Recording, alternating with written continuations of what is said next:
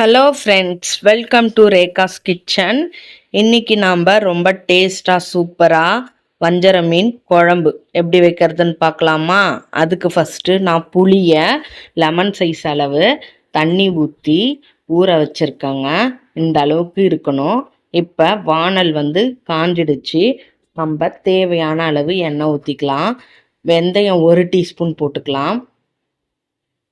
கடுகு 1 டீஸ்பூன் போட்டு நல்லா வெடித்ததும் இப்போ நம்ம பெரிய சைஸ் வெங்காயம் பொடியாக கட் பண்ணி வச்சுருக்கேன், அதை ஆட் பண்ணி நம்ம நல்லா வதக்கி எடுத்துக்கலாங்க. இந்த மாதிரி வதக்கணும். அது கூட ஒரு கொத்து கருவேப்பிலை போட்டு நம்ம நல்லா வதக்கிக்கலாம்.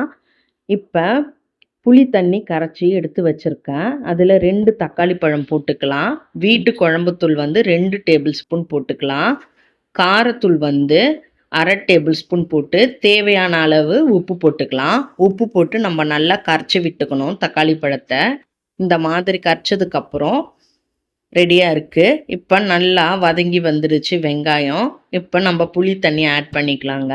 அதில் ஆட் பண்ணியாச்சு.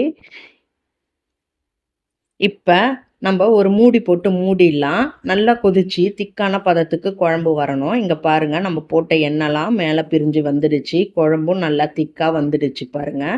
நல்லா கலந்து விட்டுட்டு இப்போ நான் வஞ்சர மீன் வாங்கியிருக்கேங்க. நார்மல் சைஸ் தான். இங்கே பாருங்கள், சின்ன மீனாக இருக்குது. இப்போ நம்ம குழம்புல ஒன்று ஒன்றா போட்டுக்கலாம்.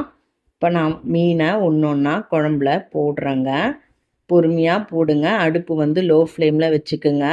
பொறுமையாக தான் நம்ம கொதிக்க விடணும், இல்லை மீன் கரைஞ்சிடும். நம்ம பொறுமையாக போட்டுக்கலாம் எல்லா மீனையுமே. நான் எல்லாத்தையுமே போட்டுட்டேன். கரண்டியை வச்சு நான் பொறுமையாக கிண்டி விடுறேன் பாருங்கள். இந்த மாதிரி நம்ம கிண்டி விடணுங்க.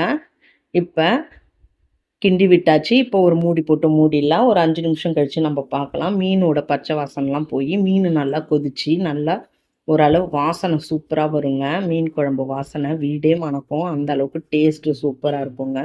இப்போ நல்லா மீன் நல்லா கொதிச்சு மீனோட வாசனை போயிடுச்சு. இப்போ லைட்டாக கருவேப்பிலை மேலே தூவிக்கலாங்க. இந்த மாதிரி லாஸ்ட்டு நம்ம தூவிட்டாக்கா சூப்பராக இருக்கும் குழம்பு. அருமையாக டேஸ்ட்டாக வாசமாக இருக்குங்க. அதனால தான் கருவேப்பிலை லாஸ்ட்டாக தூவுறது. இப்போ குழம்பு நல்லா கொதிச்சு ரெடியாக வந்திருக்குங்க. இப்போ மீனை நம்ம எடுத்து காட்டுறேன். இங்கே பாருங்கள், எவ்வளோ சூப்பராக அருமையாக நம்மளோட வஞ்சர மீன் குழம்பு ரெடி ஆயிடுச்சுங்க. அவ்வளோதான். நான் ஒரு பவுல்லையே மாற்றி காட்டுறேன் பாருங்கள். இப்போ மீனை நம்ம ஒரு பவுலில் மீன் குழம்பு எடுத்து வைக்கிறோம் பாருங்கள்.